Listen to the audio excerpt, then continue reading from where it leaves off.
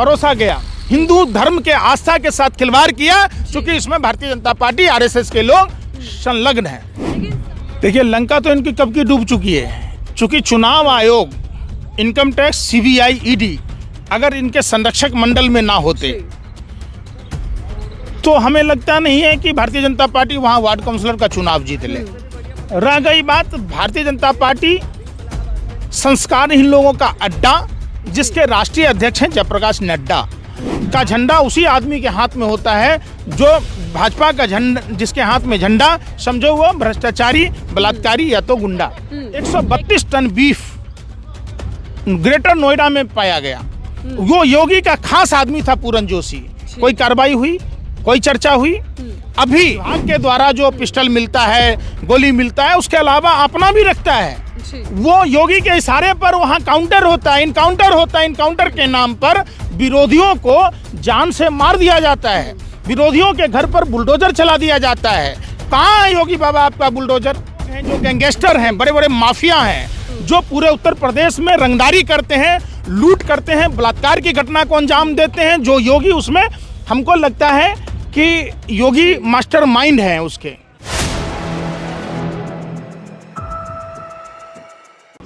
नमस्कार, आप देख रहे हैं 4 PM में आपके साथ नफीसा खान। उत्तर प्रदेश की राजनीति इस वक्त काफ़ी चर्चाओं में है, क्योंकि योगी सरकार को उन्हीं के मंत्री, उन्हीं के सहयोगी ललकारते हुए बड़ी चुनौतियां दे रहे हैं। ऐसे में उत्तर प्रदेश के अंदर जहां एक तरफ योगी सरकार की मुश्किलें बढ़ी हैं, तो वहीं अखिलेश यादव ने भी 2027 की बिसात बिछानी शुरू कर दी है।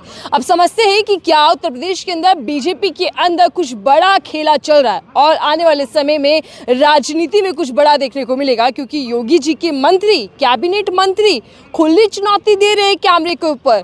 तो सवाल बनता है कि क्या योगी आदित्यनाथ के लिए और बीजेपी के लिए बड़ी मुश्किलें आने वाले समय में होने वाली हैं। मेरे साथ पंकज त्रिपाठी जी मौजूद हैं, इनसे चर्चा करते और समझते हैं, क्योंकि बाखूबी राजनीति पर अपनी राय रखते रहते हैं। तो अब समझते हैं कि योगी जी, जिनको ब्रांड फायर के तौर पर भी जाना जाता है, जिनको हिंदुत्व का सबसे बड़ा चेहरा भी माना जाता है, तो क्या वो पूरी तरीके से फेल होते जा रहे हैं, अपने ही मंत्रियों के बीच फंसते जा रहे हैं? बहुत बहुत स्वागत है पंकज जी। कैसे देख रहे उत्तर प्रदेश की राजनीति को? सबसे पहले मैं बताऊं कि योगी जी हिंदुओं के चेहरा नहीं है। गोरख पंथ की स्थापना ही हिंदू विरोध के रूप में हुई थी, तो आपको हिंदुओं का मसीहा आप योगी आदित्यनाथ को नहीं कह सकते। समझ लीजिए, ये ढोंगी अपराधनाथ है। इस पर 70 से अधिक धाराओं में मामला दर्ज था। जो अपने ही कातिल, अपने ही मुंसिफ जब मुख्यमंत्री बना तो अपने सारे अपराध माफ कर लिए। दूसरी बात, गोरखनाथ जो गोरख पंथ के संस्थापक थे, उन्होंने हिंदू धर्म का बहुत ही पुरजोर तरीके से विरोध किया था, तो मैं उन्हें हिंदू नहीं मानता। लेकिन फायर ब्रांड नेता के तौर पे तो जाने जाते हैं। हिंदुत्व का एजेंडा लेकर योगी आदित्यनाथ चल रहे हैं। देखो, हमने रामायण देखी है, शायद आपने ना देखी हो। कालनेमी और रावण अगर भगवा वस्त्र नहीं पहनता तो माँ सीता का अपहरण नहीं कर पाता। कालनेमी अगर भगवा वस्त्र नहीं पहनता, प्रभु श्री राम का नाम नहीं लेता, तो हनुमान जी को दिग्भ्रमित करने का कोशिश नहीं कर पाता। भाजपा के लोग उसी एजेंडे पर चल रहे। ये कालनेमी के लोग हैं, ये रावण के लोग हैं। ये हिंदू धर्म का नाम सिर्फ लेते हैं, मुंह में राम बगल में छुरी। समझिए, 132 टन बीफ ग्रेटर नोएडा में पाया गया।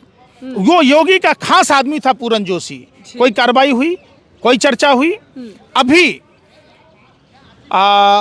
यूपी के एक बस्ती में गौ रक्षक दल वाले मिले, तो उनके भी नाम मैं आपको बता दूं कहो तो। वो सारे हिंदू थे।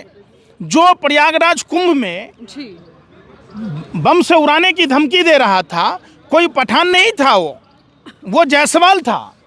तो ये सारा खेल भारतीय जनता पार्टी खुद ही रचती है, आप समझिए।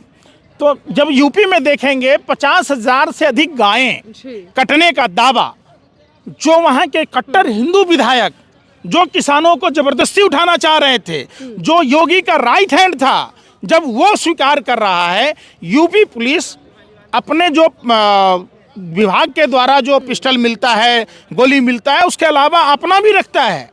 वो योगी के इशारे पर वहाँ काउंटर होता है, इनकाउंटर होता है। इनकाउंटर के नाम पर विरोधियों को जान से मार दिया जाता है, विरोधियों के घर पर बुलडोजर चला दिया जाता है। कहाँ है योगी बाबा आपका बुलडोजर? कहाँ है? सिर्फ विरोधियों के लिए है।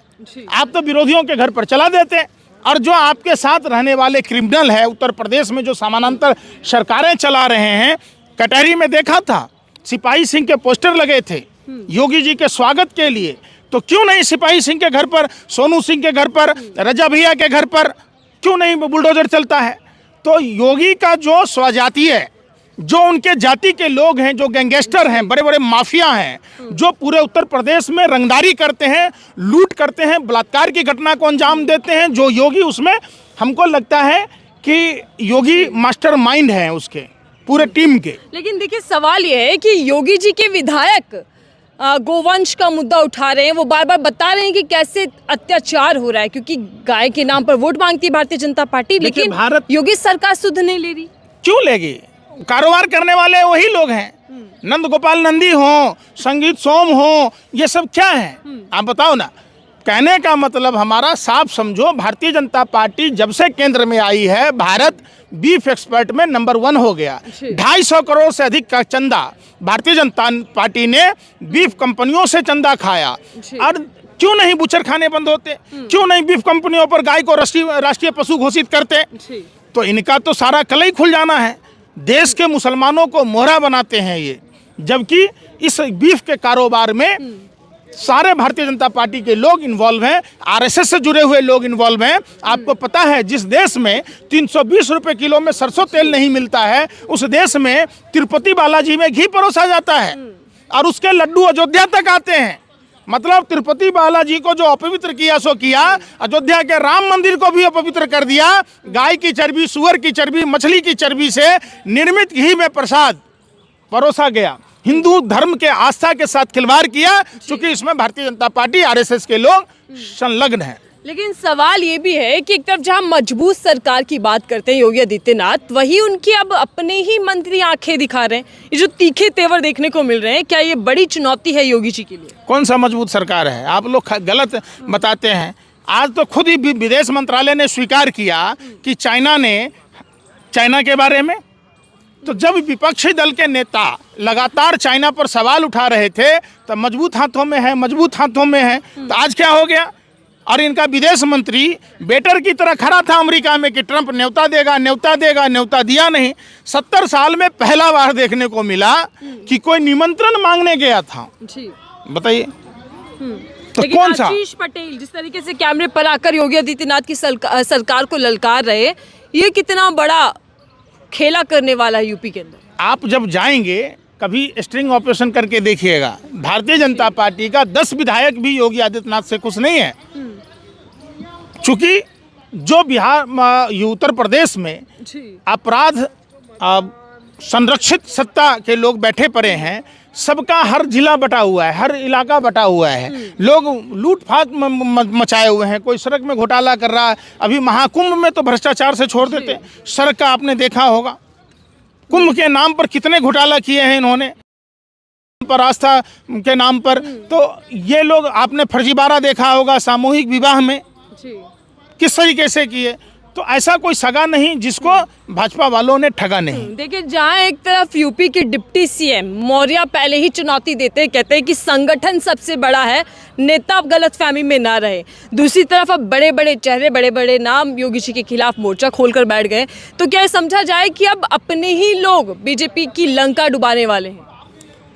देखिए, लंका तो इनकी कब की डूब चुकी है। चूंकि चुनाव आयोग, इनकम टैक्स, सीबीआई, ईडी अगर इनके संरक्षक मंडल में ना होते तो हमें लगता नहीं है कि भारतीय जनता पार्टी वहाँ वार्ड काउंसलर का चुनाव जीत ले। रह गई बात, भारतीय जनता पार्टी संस्कारहीन लोगों का अड्डा, जिसके राष्ट्रीय अध्यक्ष हैं जयप्रकाश नड्डा। आप देखते होंगे भारतीय जनता पार्टी में एक से एक गिरिराज सिंह, मनोज तिवारी, अनुराग ठाकुर, अब तो नया नाम रमेश बधूरी का भी देख रहे होंगे कि उनके परवरिश का नतीजा है। पहले तो ये अपने ही पार्टी के पूर्वांचल के लोगों को घर बुलाकर मारते हैं, पीटते हैं, जो मनोज तिवारी के समर्थक थे। फिर ये मुसलमानों को गालियां देते हैं, वो भी लोकतंत्र के मंदिर में। जिस लोकतंत्र के मंदिर में संविधान बचाने की बात की जाती है, संविधान के रक्षा की बात की जाती है, संविधान के वसूलों की बात की जाती है, उसमें मुल्लों पता नहीं क्या क्या शब्द बोले। अनुराग ठाकुर इनको बोलता है गोली मारो, मनोज तिवारी इनका 5 रुपये के अंडा के लिए छींचा लेकर करता है, लहंगा उठाता है रिमोट से।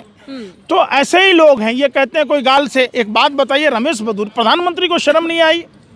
प्रधानमंत्री ऐसे लोगों को टिकट देती है जो आदमी कहता है किसने जाति तो जाति अपना बाप बदल लिया। ये पूरे महिला समाज का अपमान है। उनके सिर्फ आतिशी का अपमान नहीं है, ये उनके 80 वर्षीय पिता का अपमान नहीं है, ये देश के महिलाओं का अपमान है। ये अपमान है कि प्रियंका गांधी की गाल की तरह बना देंगे। अरे भाई, आपके घर में भी बहन बेटियां होंगी, तो क्या आप बराबर उनके गाल की तरह ही सब कुछ बनाते हैं क्या? अच्छा, एक तरफ बीजेपी के नेता रमेश बिधूड़ी ऐसा विवादित बयान देते हैं, लेकिन दूसरी तरफ बृजभूषण वो समर्थन में आ जाते हैं प्रियंका गांधी के और कहते हैं कि इस तरीके का बयान देना घटियापन है। देखिए, बृजभूषण शरण सिंह ने एक बात कही थी, मैं मुंह खोलूंगा तो भूचाल आ जाएगा।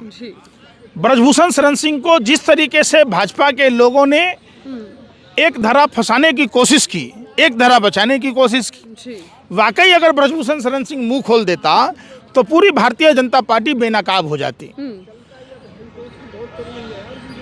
अभी का जो स्टैंड है बृजभूषण शरण सिंह का, ये ठीक है, प्रायश्चित कर रहे, लेकिन ऐसे बयान भारतीय जनता पार्टी आरएसएस के संस्कारशाला में पढ़ाए जाते हैं कि आपको ये बयान दे रहा है ताकि दिल्ली की लॉ एंड ऑर्डर, जो दिल्ली क्राइम कैपिटल बन गई है, जो दिल्ली के बसों में कम से कम 8 से 10 हज़ार पॉकेट, आप कहीं महिलाएं सुरक्षित नहीं हैं, कहीं राहगीर सुरक्षित नहीं है, किसी गली कुचे में चले जाइए, कोई आपका चैन खींच के भाग जाएगा, कोई पर्स लेके भाग जाएगा। और इसका दंश मोदी जी के परिवार के लोग भी सहे थे।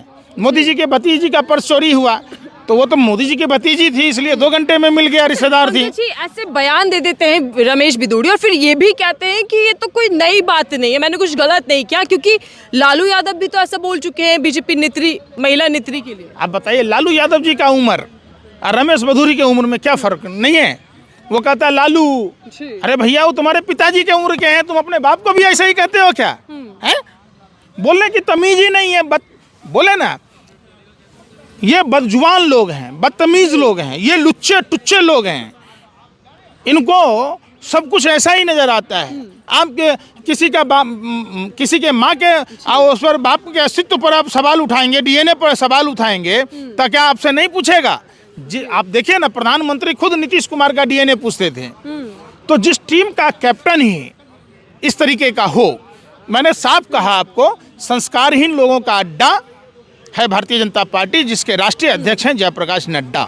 और दूसरी तरफ हम देख रहे हैं कि डॉक्टर संजय निषाद बड़ा समुदाय वोटरशिप को लेकर चलते हैं, बीजेपी के सपोर्टर भी हैं, लेकिन वो कह रहे हैं कि बीजेपी उनको वो मान सम्मान नहीं दे रही, बगावती तेवर दिखा रहे हैं। तो क्या पूरा निषाद समाज जो है वो बीजेपी से कट जाएगा? आपको लग रहा है कि मुश्किल बढ़ जाएगी? देखिए, संजय निषाद जी उस समय भी चुप थे।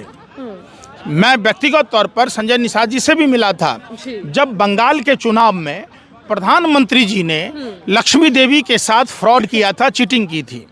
लक्ष्मी देवी कोई एक आम महिला नहीं है, ये उस समाज की महिला हैं और हमारे बिहार की बेटी हैं जो प्रभु श्री राम हम सभी सनातनियों को भव से सागर पार कराते हैं।